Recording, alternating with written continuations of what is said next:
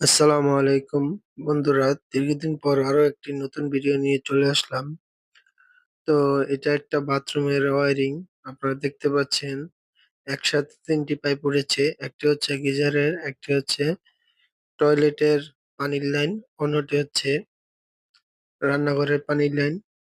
যে ছোট্ট করে ভ্যান হয়ে দেয়ালের অপোজিটে চলে গেছে, এটা হচ্ছে রান্নাঘরের লাইন।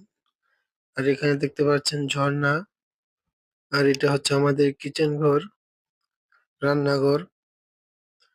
তো এখানে আমরা রান্নাঘরে দুটি পরে রেখেছি, একটি সিঙ্কের উপরে, একটি নিচে।